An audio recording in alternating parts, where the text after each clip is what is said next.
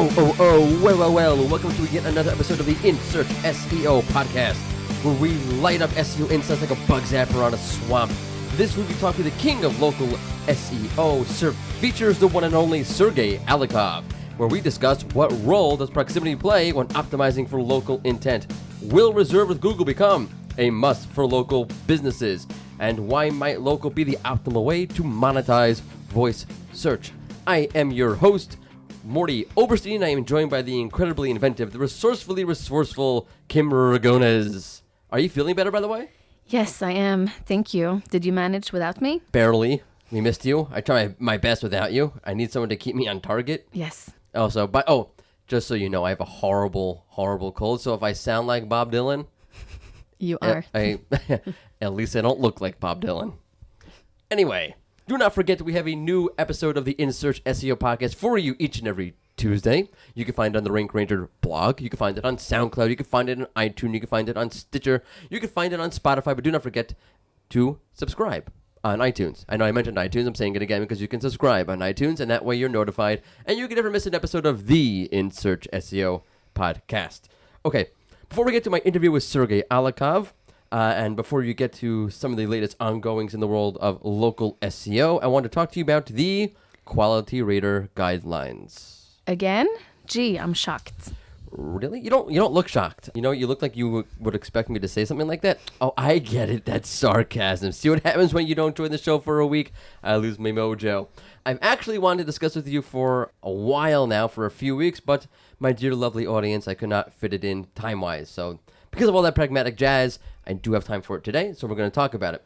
What are we talking about? At a recent SMX West conference, a couple of weeks ago at this point, there was a speaker from Bing, I believe, who took a poll question, and then Barry Schwartz took the same poll question on SEO Roundtable, and the question that was asked was, what is more important for SEO, understanding the search quality raters guidelines or the ranking algorithm updates? Yeah, so I've been dying to weigh in on this for the last, 3 weeks or so. So here we go. Unleash the beast. Here is the In Search SEO podcast, SEO Impact.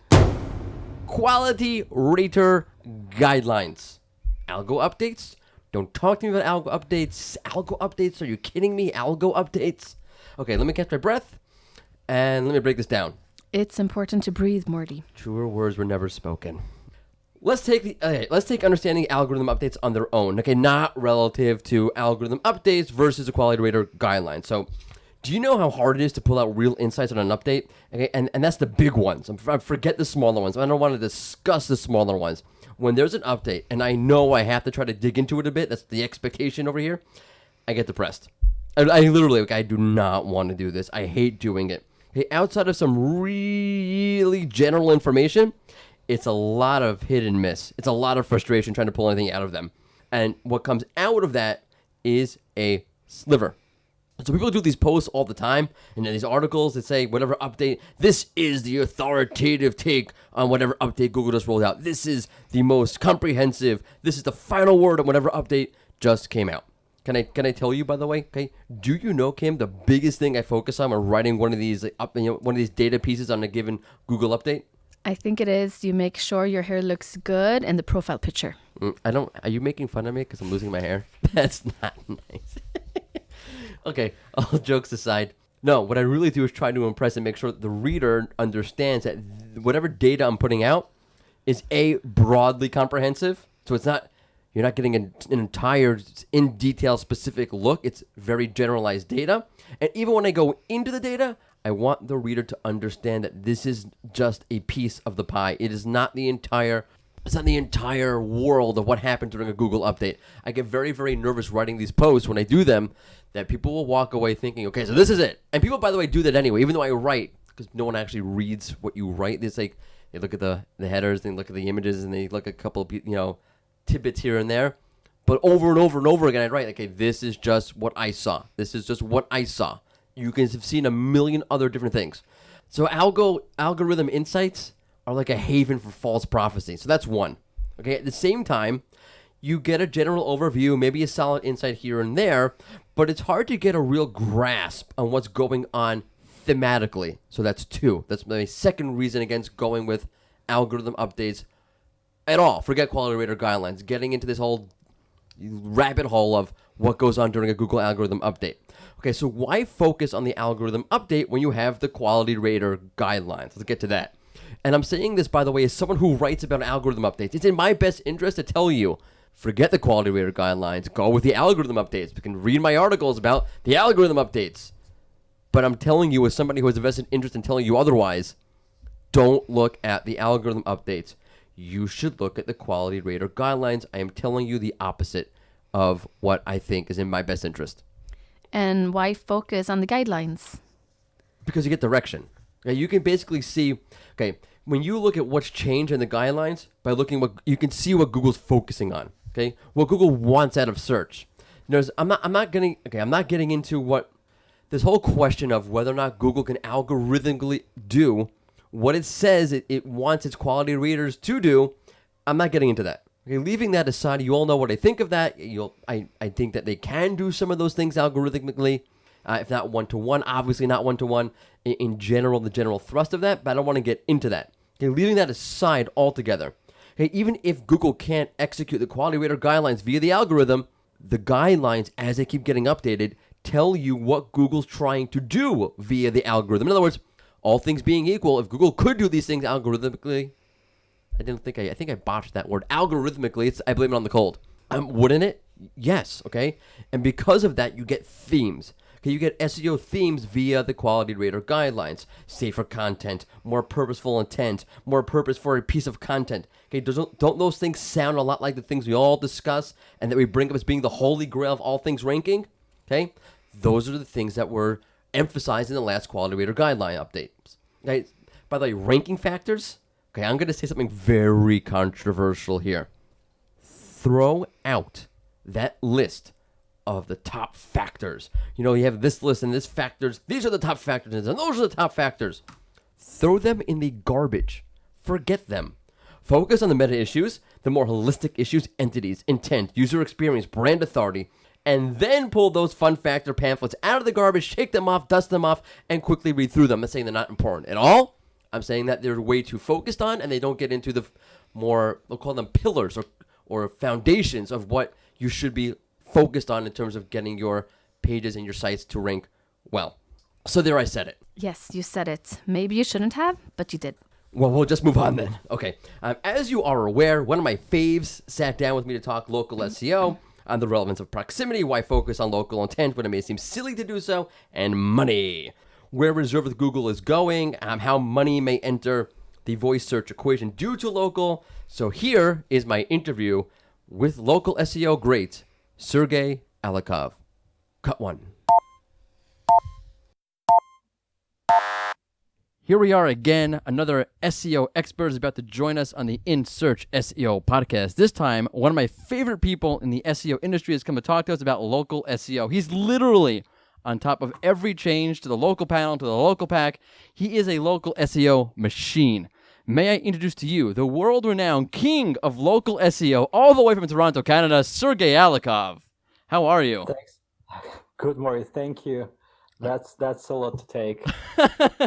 It's okay.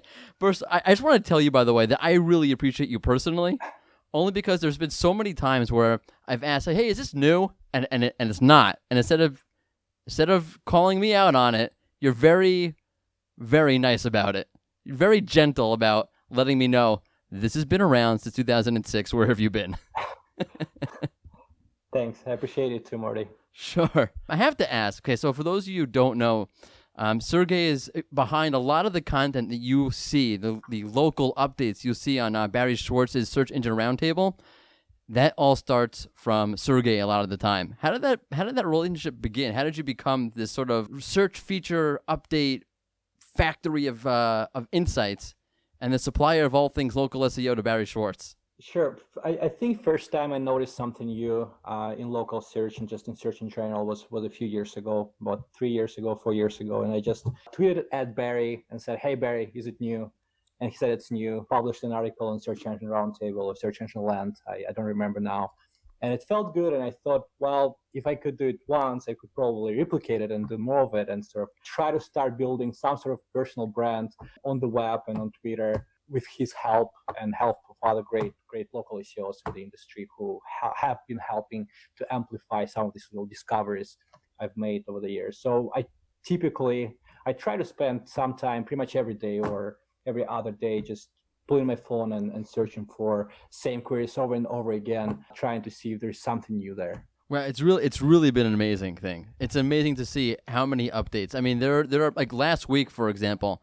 I mean, I think I saw you had like 3-4 updates that you caught, something like that. Yeah, I actually haven't tweeted anything. I haven't published anything in a while, and I have a backlog of things. I'm thinking of publishing or just tweeting at someone. But yes. Well, you should most definitely check out your blog. It's alakov.com, if I'm not mistaken. And you will definitely find a link to his website in the blog post that hosts this podcast, and you will definitely see Sergey again in the near future on seroundtable.com. Okay, so with that, let's talk optimizing for local intent. You always hear the same sort of things, NAP, reviews, identify your local competitors. I could go on and on. Can you offer our listeners something a little bit more substantial on what matters when trying to optimize for local intent? Sure. Well, before we go into that, I would like to clarify what we mean by local search and optimizing for local search and local intent. That's a good place to start. I usually define local search as any online search that is aimed at finding a product, a service, or a business within a specific geographic area. I'm sure we can find a better definition online, but that's the definition I have been using for quite a while when explaining local search to my clients. You may have noticed that I did not mention local packs or local maps, Google Maps in the definition, and that's for a reason. Okay. Let me explain why. One of my clients is an insurance broker, and they service the entire country. They service every province, pretty much every province with a few exceptions in Canada, but they do not have much of physical presence. They do not have locations in every city and every province. What we found is that insurance industry is very, very locally driven. There is a very high local intent behind a lot of these car insurance and home insurance local queries. So how would you go about building and increasing visibility of a business that doesn't have local presence for location-related queries? Okay. Well, you create content that answers a lot of location-specific questions on your websites or these location pages, hub pages. And we found that we were able to capture a lot of this visibility and a lot of this traffic and drive a lot of conversions without having actual local presence. It just shows you that, I guess the first piece of advice I would give here is when you think about optimizing for local intent, don't forget the power organic search can bring to you. That's a good point. And the power it has. If we are talking specifically about optimizing Google My Business listings to rank higher in local finder and Google Maps, we probably need to start by reminding our listeners and ourselves that the Google local algorithm is tri-modal. It's built around 3 pillars: relevance, prominence, and proximity, and you hear about them all over the place. Everyone talks about them. Proximity is obviously not something you can easily optimize for unless you think that opening a new location is easy. I don't think so. So you probably need to look into improving your prominence and relevance. And there are a lot of things you can do to try to affect these things. Outside of what you have mentioned, there are things like link building, digital PR to grab more links and mentions, on page optimizations, and so on and so forth. But things you have mentioned, NAP consistency and optimized Google My Business categories and reviews are the basics, and you do need to get your basics right before you move on. And I find it with a lot of businesses that they think they are ready to sort of go to the stage 2 of local SEO, and they think they've got everything covered, and they're doing great on the review front, they're doing great on the NAP front, when in fact they aren't, and just doing little tweaks and helping them out, improving these foundational ranking factors can go a very, very long way. Yeah, I mean, it's something that I think that people kind of forget about local SEO. It's so focused on the Google My Business listing, they totally forget the fact there is a totally other side to this of actually ranking organically for local queries. Yeah. Okay, so one of the things you talked about a second ago was proximity, and let me ask you a couple of series of questions, trying to get geared at how relevant or how important proximity is and how it plays itself out when proximity is a problem. For example, let's say you have a business whose main profile, it may not be local or local search. Okay, tax attorney in New York City. Okay, that's the keyword that you would show up for. right? You're going to get whatever tax attorney is nearest to you, right? I mean, proximity is such a big factor. But if I'm a tax attorney and I get most of my web traffic by being on all sort of, the best tax attorneys in New York City, all these lists, okay? Do I really care about the local intent or showing up in a local pack, or if my site's locally optimized? Let's make it worse, okay? Let's say that my office is located in a location where no one is searching for my business, okay? No one has any tax problems within 5 miles of where I'm located. So if I'm a tax attorney, no one's Googling tax attorney in my geographic proximity. Why do I care about local packs? Why do I care about local search altogether? Or do I not? First of all, I don't know if there is such an area where no one has any problems with their taxes, especially in New York. But let me move your search a little bit closer to me. Okay. I searched for tax lawyer Toronto, and the local pack results seem to be pretty spread out. I see one lawyer located in Midtown Toronto, where I live, one lawyer in downtown Toronto, and one in the East End. This just shows you that Google thinks that for this particular query, tax lawyer Toronto, proximity may not play the biggest role. Things like prominence and relevance may actually be more important. So that's where, even if you allocate it in this magic neighborhood and no one has any problems with any taxes, you still have a chance of showing up for users who search for your business or for your category, for your industry outside of your locality. So you probably should care about local search.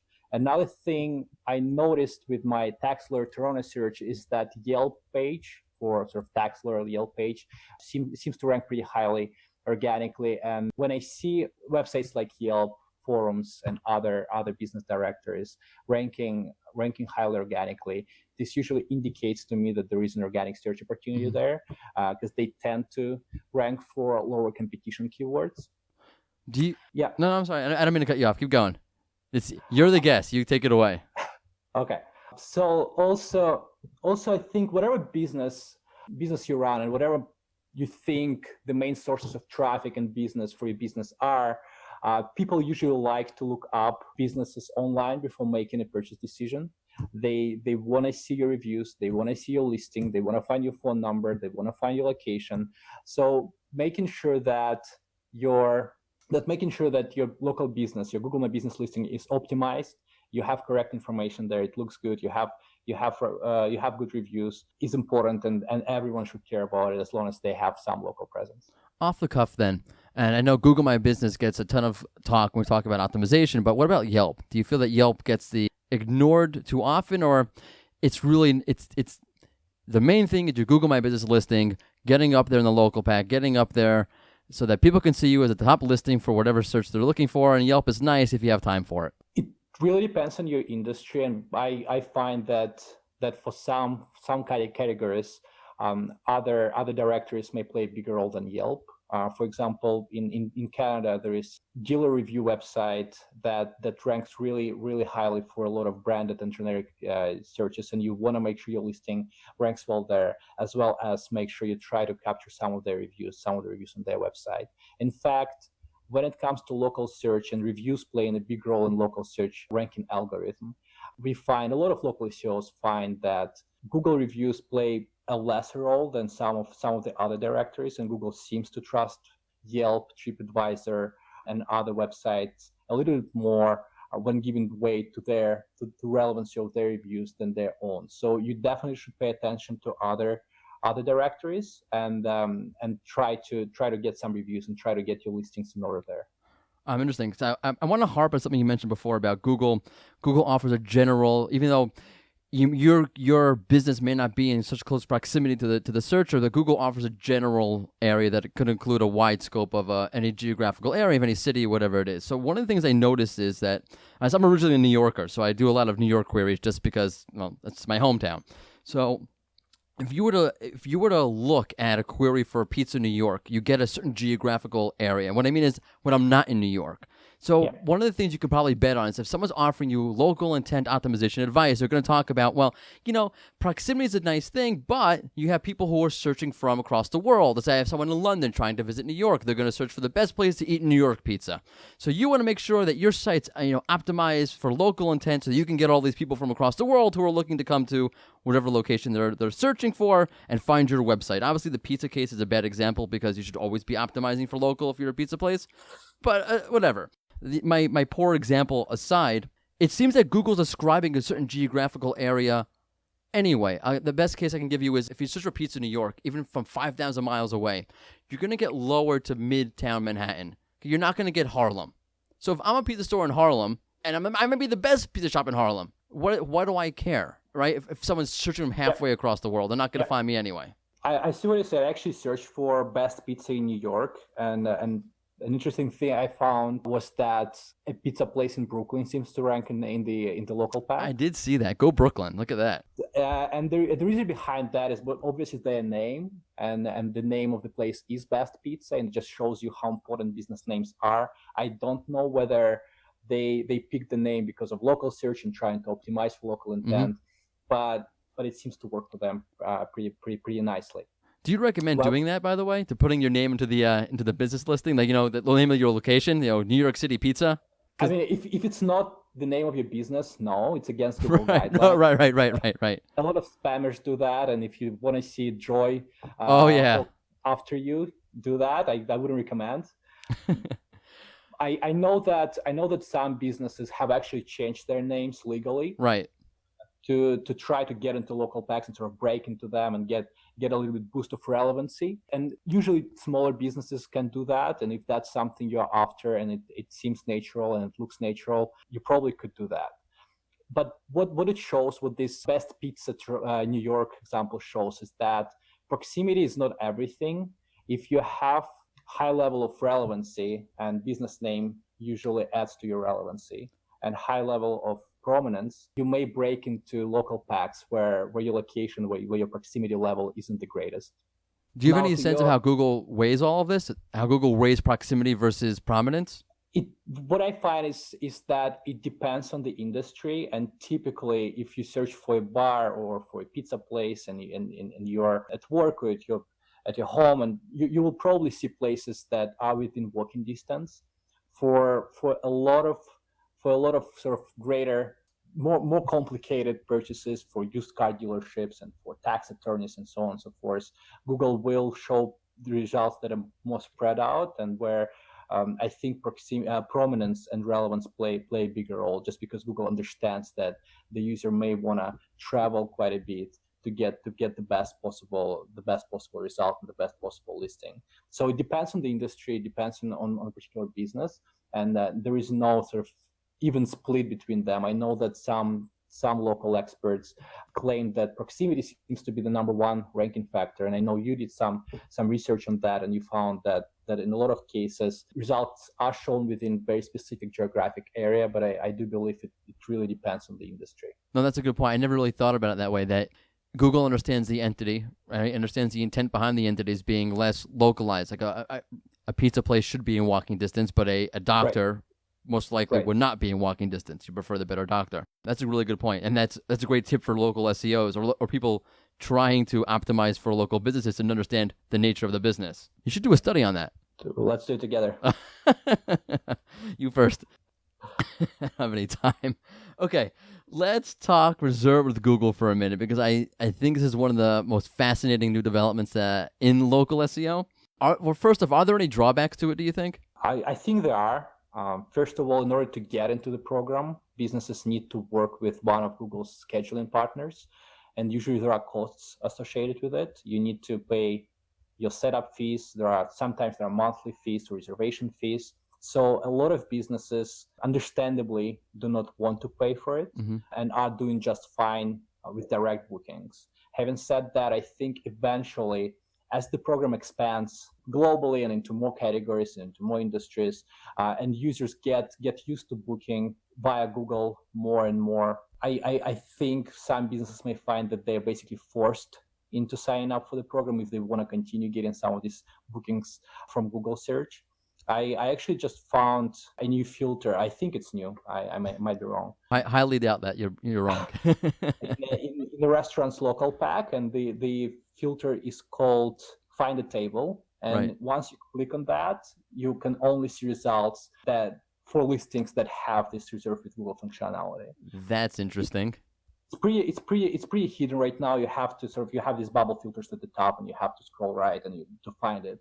But I think the more time goes on, the more program expands, and the more people are used to it, we will see this filter and these sort of filters playing a bigger and bigger role, and we may end up having users sort of look and search for businesses that they can only book directly through Google. That's interesting. Do you think at some point, I mean, one, that's a little bit of a conflict of interest in a certain sense, because Google's only showcasing you results that affect their software partners.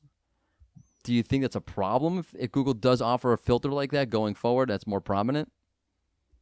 It's a problem. It's a problem for businesses that do not want to work with their scheduling partners for the reasons I mentioned, because you have to pay your fees. You have to pay your setup fee and your monthly fee and your reservation fee. So it's an additional cost, and especially for small businesses, small local businesses, it's not something they may want to be doing. Do you have any inkling, or what do you think about the idea that Google will start to charge businesses in some way directly for being featured in the Reserve with Google program? I don't think it's very scalable for them, and Google always goes after scale. That's why I think part of the reason why they decided to go with scheduling partners, and they have this sort of partners page in the Reserve with Google subfolder on their website, is that it's a lot easier to scale. These partners will set up small businesses and larger businesses in their geographic areas. They work with them, and Google will charge businesses indirectly through the partners. I don't know how the relationship works with them right now, and whether there is an additional cost on top of the API calls, because you have to pay more. It's Google been very murky. It hasn't been very clear at all how that works, actually. Yeah, I have no information that I'm sure there is an NDA every partner has to sign, and they wouldn't want to tell anyone how they work with Google and how to get into sort of what they pay, if they pay anything at all. But eventually, I think Google will increase their revenue stream from that, either naturally just because of the pure volume of the reservations, or they can start charging the partners more. Can start charging them a fee. For example, in the restaurant business, I know that some of the scheduling partners, they charge about $1 per booking, and Google may ask for a cut, right? Google may ask for 20% or 10% of that, and it may seem small, but at Google scale, it's going to be a lot of money. Right. Also, I think another area where Google may find ways to monetize Reserve with Google and sort of these bookable services in general, is through offering cost per acquisition bidding to more businesses. Right now it's limited to hotels. You can bid on CPA basis for your hotel bookings. I don't see why Google wouldn't be able to expand it into other bookable businesses. Right, I don't see why not at all. In fact, that seems to be the model, right? You have the same thing with flights a little bit also. The airline partners, right? The airline gets a fee has to pay a fee rather, based upon the bookings that they make through a user makes through Google Flights. Let me ask you about revenue. I have another wild idea for you. So I think you were the one who pointed out to me that Google loses money on its voice devices. I mean, the actual sale money, the money they make off of selling a Google Home, for example. And obviously the consensus is, right, that at some point ads are going to have to come to voice search somehow. There needs to be some source of revenue coming in other than the cost to buy the device. But I don't see any way around it. Ads are impossibly clunky on voice search. I mean, can you imagine if I say, okay, Google, turn the lights off in my living room right now, and Google says, okay, Morty, but did you know you can save 5% on your electric bill by calling Bob's? I mean, when you call 1-800, oh my gosh, shoot me in the head right now, I don't want to hear another ad, you'll save 5%. So I don't see how ads ever come in the way that we think of ads, at least, to voice search. Is it possible, though, that Google could use its models, let's say from its hotel partnerships, to somehow earn revenue through voice search, whether it be through a Reserve with Google program, something similar to that, or something where they directly get a referral fee? I mean, to put it down to the micro version, you order a pizza from Papa John's, it costs $20, Google gets $2. So Google has actually tried inserting ads via Google Home devices when users asked for their day schedules or what their day is like. They did it last year, 2 years ago, and there was a lot of backlash. I'm sure Google will try to find new ways and sort of try to keep inserting ads naturally, but it didn't work the first time. And I agree with you. I don't think I don't think it's very seamless, and I don't think users are going to be happy with that. As to your Papa John's example, yes, and that's sort of what we discussed, right? Google will want to try getting some kind of kickback, some kind of commission on all the reservations or any purchases users make online using local search. And local search seems to be, at least to me, it seems to be like the most natural and the perhaps the easiest area where Google can start monetizing voice search. Do you think though? Okay, so I definitely agree with you. I think it's a great point. And if you ask me to where I'm going to put my money, no pun intended, I put it on that. Yeah. But some of the data that I've seen shows that people are very hesitant to pull out the credit card when dealing with a non-human element besides obviously their computer, which they're in control of. Well, one question is, are users going to pull out the credit card? Are they going to feel comfortable dealing with a machine or an AI interactive interface to make a purchase? And two is, okay, that might work for ordering a pizza because I know what the pizza's already going to look like, whatever. But when I want to make a bigger purchase, does that work? And I only ask because one, okay, it's a bigger purchase, but two, right, I want to see what it looks like, and that doesn't work on a Google Home. It doesn't work on a Google Hub, but not on a lot of the voice devices. Well, now when it comes to making a local reservation, right, a restaurant reservation or pretty much any kind of reservation, you don't actually need to pull your credit card. The reservation process is pretty simple with Google. You just select the time, select the number of people you're going to have in your company, and you're good to go. There are services that you can pay for during the reservation, during the checkout process with Reserve with Google. For example, I came across guitar lessons that you can book via Reserve with Google. I saw that last week. Yeah, and you can actually buy them. You can actually buy your ticket, or what Google called them for whatever reason, buy tickets. But you can pay for your lesson right away. The thing about credit cards here is that chances are, for many users, Google already has their credit card information. If you have an Android device and you have Google Pay installed, Google has that information. If you have ever used your credit card with any Google services, Google already has that information, and they can use it, and you won't need to pull out your credit card. And it seems seamless, it seems natural, and you kind of trust Google already. So I don't see how that is going to be an issue. And the more Google sort of sells phones and the more Google expands into other avenues, the more credit card information they're going to have. When it comes to visual search, I don't think visual search is very big when it comes to local search. You don't need to see a restaurant when you make a reservation, because for me personally, what I find is that I usually make reservations with places where I have already been to. I know what to expect, and I don't need to see the restaurant. And I think that's another big part why local search is so important for Google in terms of voice search revenue, because users already know they want to make a reservation. Users already know what they want to get. Users already know what kind of pizza they want to order. They don't need to see anything. They can just ask, "Hey Google, order a pepperoni pizza," and Google can do that for them. That's a really good point. That makes a lot of sense. But what about, say, hotels, for example? Because I know Google's trying to get you to use to make hotel bookings through voice search. I think it's similar in a sense, because I don't know how many travelers, but some travelers, and especially specifically business travelers, probably already know where they want to go and they want to stay. If you go to one city all the time, you probably have your favorite hotel and you want to stay there, and you can ask Google to make a reservation there.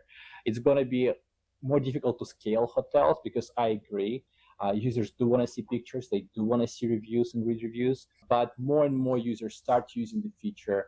I think Google will find that more and more users use it via voice search, and there is revenue to be made there. That's a really interesting point. I mean, that makes getting that initial conversion, that initial sale, much more important. Right, you get to my hotel, you've been to my hotel, you'll come again, it'll be seamless, you'll order another room, or book another room through voice search. So look out, if that's what's going to happen, make sure you get that initial win. All right, so I have to do this to you. I have a segment, I call it Optimize It or Disavow It. It's basically I'll give you two really great options, and you'll have to choose one of those, and of course put one great option aside and say forget about it. Or I'll give you two terrible options, and you are stuck picking one out of two terrible options. It's sort of a mean way for a host to deal with a very nice guest. So I apologize in advance, but it's what I do. Yeah. In this case, Sergey Alakov is going to play Optimize It or Disavow It.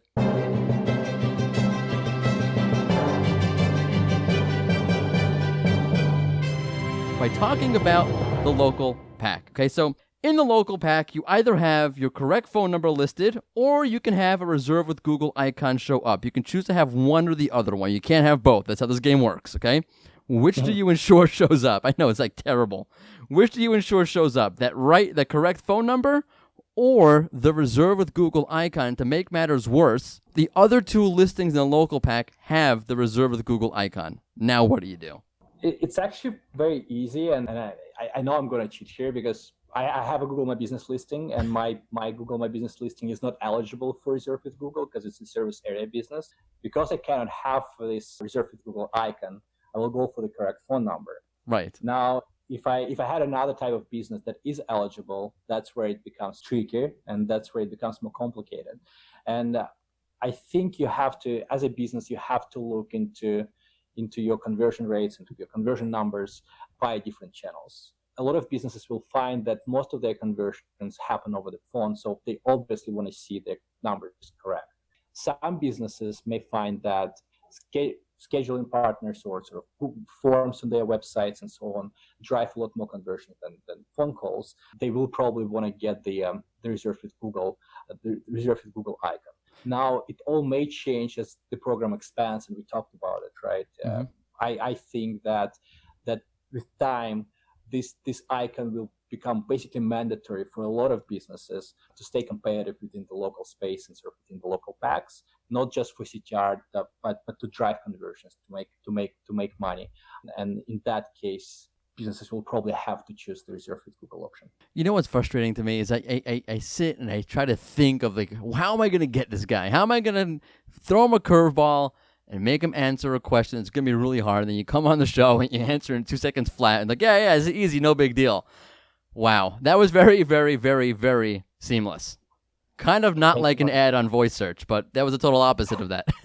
Gosh, I got to work harder at these things, I think. Thank you very much for coming on, Sergey. That was really insightful. I really appreciate the insight, especially with the Reserve with Google program. I never really fully appreciated how much that could actually impact a business that doesn't want to get into the program, having all these other businesses opt in. Thanks, Maury. It was fun. Yeah, definitely. We definitely do this again. And definitely check out SergeyAlakov.com, and definitely keep an eye out for all the changes that Sergey will find in the local SERP features. Thanks again. Thank you. And we are back to your regularly scheduled In Search SEO podcast. He's a really great guy. There's really no pretense with him at all. Really nice to talk to him. And I think he's right about Reserve with Google. Sites are going to feel the pressure to opt in as Google expands and expands and expands the program. I have yet to use it. So that's a good question. I wonder how many people do use it. So yeah, I'm kind of old-fashioned. I like calling to make an appointment. I know that sounds insane. Yeah, I'm the same way. I think it depends on the type of reservation also. For something new, like a new restaurant or a new hairstylist, I would prefer calling. But if it is a reservation I make regularly, I would prefer not to call, but just have it done with a feature.